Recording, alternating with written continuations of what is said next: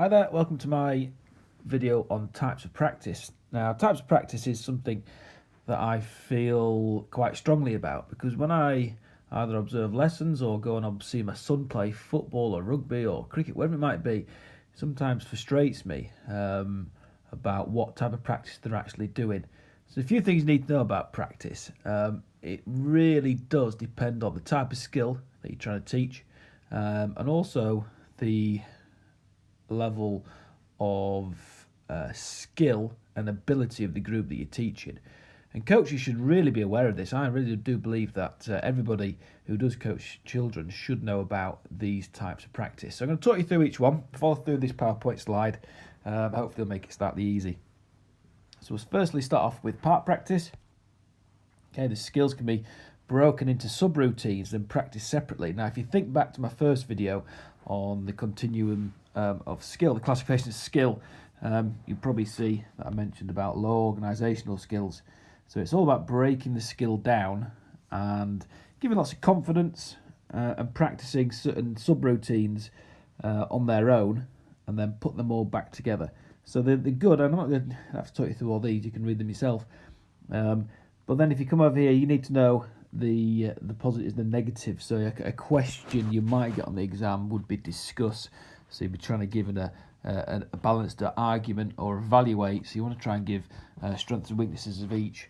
So they're great for breaking down the skill and practicing in the subroutines on their own. Good for the cognitive stage of learning, but not so good for high organisational skills such as sprinting. The other problem is, and I see this quite a lot, is that it does limit the kinesthetic development. Now that's all about the feel of the skill. So if you're constantly breaking it down, the person you're trying to teach is not going to be able to get their awareness of the whole skill itself, which is a big downside. So the part practice, great for low organisational skills, but just be careful using this because you do lose the feel of the whole skill itself. Okay, so moving on to the whole practice. So you can see at the top, not broken into subroutines, skills learned in its complete form. Now, some people are scared of using this because they feel like, they haven't got many cones out and it doesn't look all I'd say, posh. But it's a fantastic way of learning a new skill. So it's great for high organisational skills, so you could say it's the opposite of part practice. And it gives you a whole holistic view of the skill and it saves time. So we're not breaking the skill down, we're getting on with it. Okay, we're teaching the skill as a whole. I actually prefer teaching the cricket bowling action as a whole practice because I think it gives them the whole feel, the kinesthetic feel of the bowling rather than trying to break it down. But again, it all depends on the type of learner you've got in front of you. So the whole practice is great for high ability or the autonomous stage of learning. Let's try and get this language going on all the time. So the autonomous stage, love whole practice. It creates a mental picture and encourages fluency. So these are the positives, and again we need to give a sort of balanced argument. So it's unsuitable for skills, complex skills, such as the triple jump. Okay, so we should really be breaking that triple jump down. If you're going to see a good triple jump lesson, the teacher would probably try and teach it in different stages and then maybe build up. You might argue that teaching the triple jump might be used, a different type of practice might be used for the triple jump. I'll let you make your mind up for that. It's difficult for the low abilities and those at the cognitive stage of learning. Okay, it can be too fast, and again, all of these things would end up making the learner demotivated and could experience some failure, which obviously you don't want to do. So we've talked about part practice, breaking it all down, then we've looked at whole practice. Okay, so we'll move on now. Okay, so moving on to progressive part practice.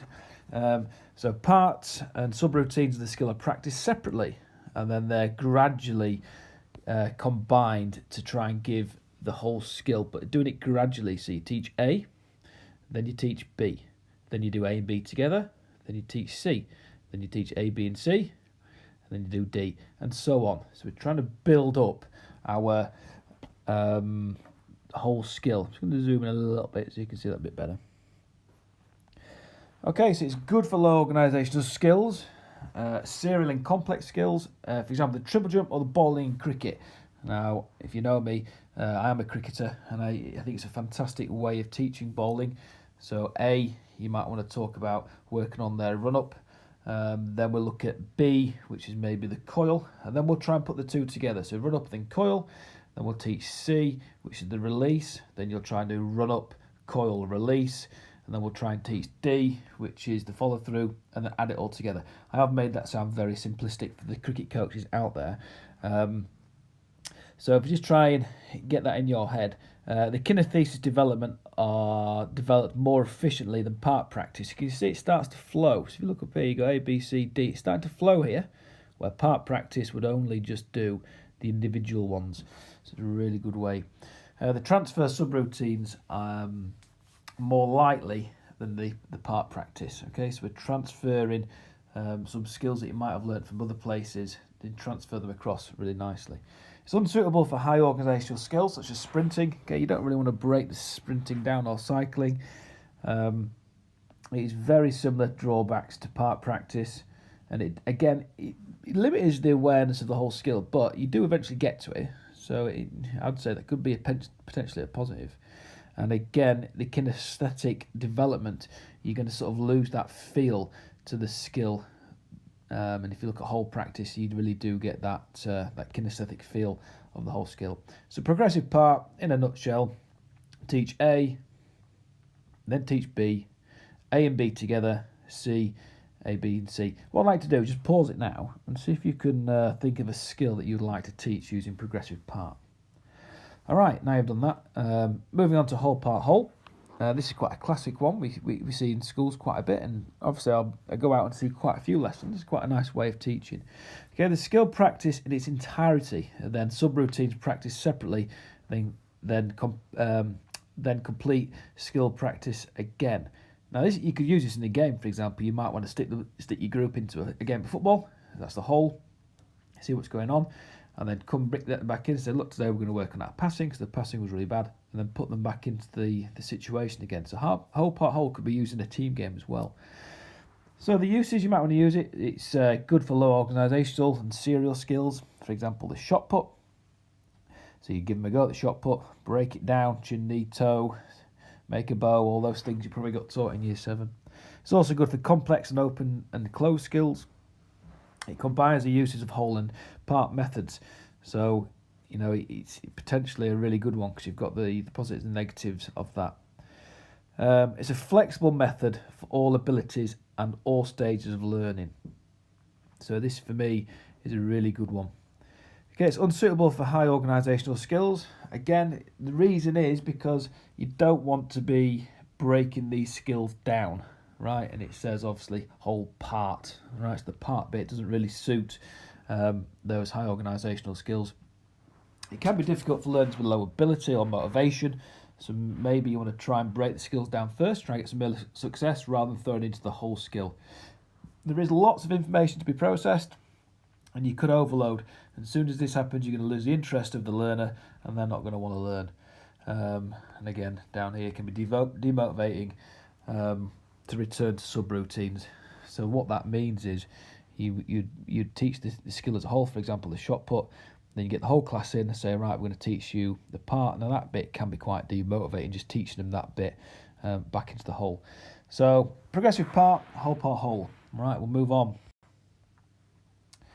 So I think the previous two you would probably get because you hear them quite a bit, but the mass practice and the distributed practice you probably don't hear quite as much sort of in general conversation. So mass practice is repetitive and continuous. There's no rest intervals. For example, repetitive and continuous driving in golf or set shots in basketball. If you look at the top golfers in the world, they will be hitting hundreds of balls every day. That is called massed practice. They're going in that driving range, hitting the most. Loads of balls, loads of feedback. And again, with the basketball players taking lots of shots, you could maybe say with David Beckham when he was training with Man United, he was always the first into training, and he was always last to leave, trying to hit as many footballs and free kicks as he possibly could. I want you to have a look down here, so just pause it for a second and have a read of the uses for mass practice, but you've got to make sure that you can think of some negatives. All right, these are the negatives. So your exam question would be, evaluate or discuss mass practice. Who would use it? Why is it good? but then using the word however and trying to get these bits into it. So I'm going to leave that with you because I don't want to just talk it through with you. Okay, so moving on to distributed practice. The practice is in short bursts. It's regular rest intervals. So if you think of any high explosive, anaerobic sessions where rest is really important. So for example, sprinting and swimming. Okay, you want to be training as hardcore as you can and then giving the person a rest. So if you look down here, ideal for high energy, continuous skills, sprinting and swimming. Good for complex and dangerous skills such as trampolining. Okay, if someone gets tired in your trampolining lessons, okay, you're going to get them tired, and then if they're tired, it is dangerous. They're going to get themselves hurt. It's good at the cognitive stage, and it's great for people who are less fit. So it doesn't have to be necessarily used for people at the autonomous stage of learning with high energy. You might even have a beginners group that just needs regular rests. I've taught many cricket lessons, summer schools where I've taught 5 and 6 year olds, and distributed practice is fantastic. We'll maybe teach them for a quarter of an hour, 20 minutes, go and get a drink, come back in again. And it really does just give them that little bit of time just to try and get themselves rehydrated and refocused. Again, you've got to look at the downside. The rest intervals may be disjointed, the practice causing learning to be hindered. So if you keep sending them off for a break, that could just become a little bit disjointed. And it can be hard to regain intensity of practice after having all this break. So these down here are your negatives. Just pause it for a sec and just go over that and just think about how you could construct an answer to give the benefits and the disadvantages of these types. Okay, then we're just going to move on to varied practice and fixed practice. Okay, so the varied practice changes regularly, takes place in different environments or situations.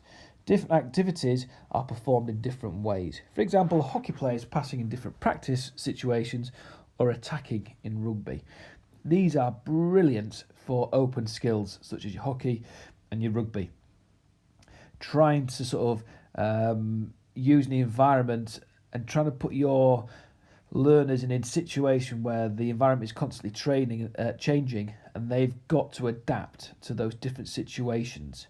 So in rugby, you might want to use a 5v2. I'm trying to work on some moves. That is varied practice. Then you might want to make it 5 versus 3.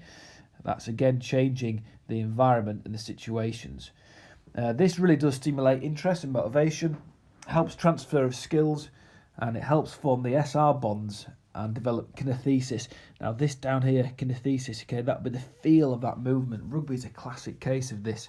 If you watched England over the weekend in the Six Nations or any of the rugby on the telly, they get the feel for their movements in the different situations, and you'd see the coaches putting them in different training ways, methods to try and get them to develop the environment and how it can change really quickly. Again, you've got to make sure you're giving a balanced argument. Okay, it can be confusing, especially for people at the cognitive stage of learning. So you wouldn't necessarily teach someone in the cognitive stage, if they're teaching them rugby, you wouldn't necessarily throw them straight into this environment where it's constantly changing. You might want to just try and make it a little bit more close for them, working on specific skills. And again, remember, too many stimuli may cause overload. If they're going to get overload, they're going to get confused. If they get confused, they're not going to enjoy it, and they won't take part in the training for much longer. So fixed practice stays the same. The environment or situation doesn't change. Practice repeated in the same environment. For example, a javelin thrower or the dismount from the high bar. Now, you've got to think in fixed practice, what would be the benefit if I was teaching javelin? There would be no benefit for me as a coach using varied practice, because in the real event, the environment doesn't change. So you wouldn't want to change the environment and use varied practice. It doesn't make any sense. And this is where I get a little bit frustrated sometimes when I watch sessions where the coach is trying to teach a skill, for example, the javelin. This is a bad example, but teaching the javelin, you wouldn't want to stick them in some pointless situations where it's not going to happen in the real event. It's great for cognitive stage of learning, develops motor programs, completion is replicated. He can perfect the skill, helps groove. He's just constantly going over and over again on it. Great for kinesthesis, build up in your body, the feel of it, building that SR bond up. Again, it can be very boring. Not suitable for open skills. So if I was going to teach rugby, again, using the rugby example over here, I wouldn't just put my group in a situation where it's just fixed, because in rugby it changes, and same as football, it changes all the time. So fixed practice would be no good for a rugby player. Can cause drive reduction. Okay, so you might get a little bit bored. The drive to succeed and get better is just going to get reduced and reduced. And think about another way of looking at it, rather than the psychology side to it. It can become, the overuse of muscles. So if you think of javelin, you're just constantly throwing 100 javelins in a day, it could lead to injuries, of overuse injuries. All right, I hope that's explained it. I am going to put another video up shortly regarding trying to apply this. All right, thank you.